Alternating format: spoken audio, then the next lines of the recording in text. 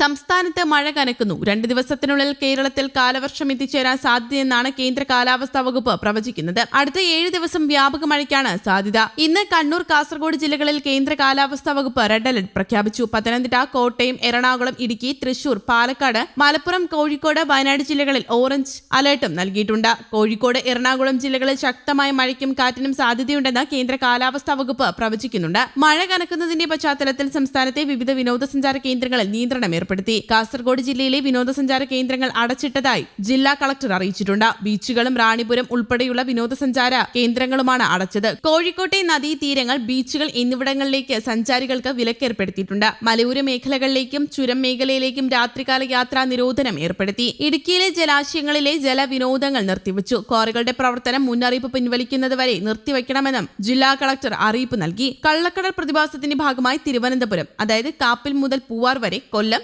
ആലപ്പാട്ട് മുതൽ ഇടവ വരെ, ആലപ്പുഴ, ചെല്ലാനം മുതൽ അഴീക്കൽ ജെട്ടി വരെ തീരങ്ങളിൽ ഉയർന്ന തിരമാലകൾ കാരണം കടലാക്രമണത്തിന് സാധ്യതയുണ്ടെന്ന് ദേശീയ സമുദ്രസ്ഥിതി പഠന ഗവേഷണ കേന്ദ്രം മുന്നറിയിപ്പ് നൽകിയിട്ടുണ്ട്. ഇന്ന് രാത്രി 8:30 മുതൽ ഞായറാഴ്ച രാത്രി 8:30 വരെ കേരള തീരത്ത് ഉയർന്ന തിരമാലയ്ക്കും കടലാക്രമണത്തിനും സാധ്യതയുണ്ടെന്നും പ്രവചനമുണ്ട്. ഇതിന്റെ ഭാഗമായി കണ്ണൂർ, കാസർഗോഡ്, വളപട്ടണം മുതൽ ന്യൂമാഹി വരെ, കുഞ്ചത്തൂർ മുതൽ കോട്ടക്കുന്ന് വരെ തീരങ്ങളിൽ റെഡ് അലർട്ട് പ്രഖ്യാപിച്ചിട്ടുണ്ട്. മുന്നറിയിപ്പ് നൽകിയിട്ടുള്ള തീരപ്രദേശങ്ങൾ: തിരുവനന്തപുരം, കാപ്പിൽ മുതൽ പൂവാർ വരെ, കൊല്ലം, ആലപ്പാട് മുതൽ ഇടവ വരെ, ആലപ്പുഴ, ചെല്ലാനം മുതൽ അഴീക്കൽ ജെട്ടി വരെ, എറണാകുളം മുനമ്പം മുതൽ മറുവക്കാട് വരെ, തൃശൂർ ആറ്റുപുറം മുതൽ കൊടുങ്ങല്ലൂർ വരെ, മലപ്പുറം കടലുണ്ടി നഗരം മുതൽ പാലപ്പെട്ടി വരെ, കോഴിക്കോട് ചോമ്പാല മുതൽ രാമനാട്ടുകര വരെ, കണ്ണൂർ വളപട്ടണം മുതൽ ന്യൂമാഹി വരെ, കാസർഗോഡ് കുഞ്ചത്തൂർ മുതൽ കോട്ടക്കുന്ന് വരെ എന്നിവിടങ്ങളിൽ പ്രത്യേക ജാഗ്രത ആവശ്യമാണെന്നും നിർദ്ദേശമുണ്ട്. കണ്ണൂർ പെരിങ്ങോം ചൂരലിൽ മണ്ണിടിച്ചിലിൽ ഇതര സംസ്ഥാന തൊഴിലാളി മരിച്ചിരുന്നു. അസം സ്വദേശി ഗോപാൽ വർമ്മനാണ് മരിച്ചത്. കനത്ത മഴയിൽ ചെങ്കൽപ്പണിയിലാണ്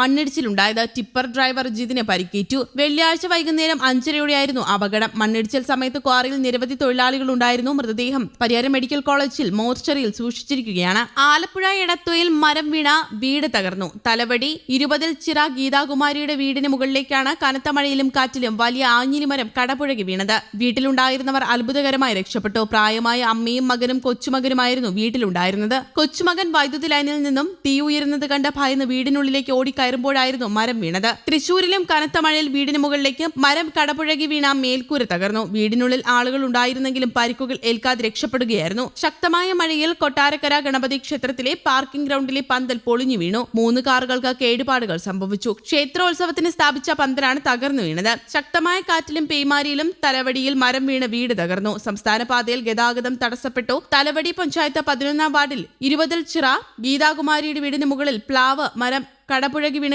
വീട് ഭാഗികമായി തകർന്നു. അമ്പലപ്പുഴ തിരുവല്ല സംസ്ഥാന പാതയിൽ വാളകത്തിൽ പാലത്തിന് സമീപം ആഞ്ഞിലിമരം റോഡിലേക്ക് കടപുഴകി വീണ ഗതാഗതവും തടസ്സപ്പെട്ടു.